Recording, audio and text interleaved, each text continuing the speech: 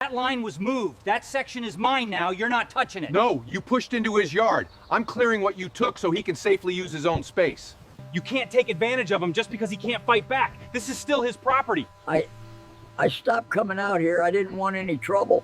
I didn't expect trimming an overgrown backyard edge would turn into a clear case of someone taking advantage of an elderly man until I stepped into that narrow strip along the fence where the grass had grown wild and uneven. But what stood out immediately was how the boundary line had been quietly altered, with wooden edging and soil pushed nearly 2 feet into the property over a stretch of about 35 feet, creating the appearance that the space now belonged to the neighbor. And when I knocked on the door, an 85-year-old retired mechanic named Mr. Dalton slowly came out, his posture slightly bent and his voice soft, explaining that over the past few months the neighbor had been gradually extending their yard into his, first by trimming his side without permission, then by shifting the edge and laying new soil. And every time he tried to question it, they would shut him down or talk over him, knowing he didn't have the strength or confidence to push back.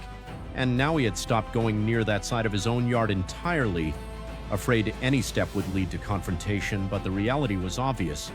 The overgrowth and uneven ground made it dangerous for him to walk, and the encroachment was no longer subtle.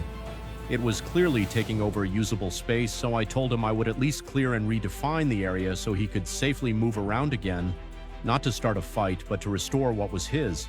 And as I began cutting back the grass and exposing the original edge line along that 2-foot strip, the neighbor appeared on the other side of the fence immediately, pointing down at the ground and raising their voice, accusing me of interfering with their side and warning that they had already adjusted the boundary and would report any further action. But when I looked back at Mr. Dalton, he was standing there quietly, almost apologetic, like he felt he was causing trouble just by being there. And when I asked if he wanted me to stop, he shook his head slowly and said he just wanted to feel like his yard was still his, not something that could be taken piece by piece while he stayed silent. And that was enough for me to keep going, carefully clearing only what had been pushed over, trying to give him back a space he had lost without ever agreeing to it. And when it was done, he reached into his pocket to offer me a few worn bills, but I refused, because this wasn't about money. It was about standing up for someone who had been quietly pushed aside.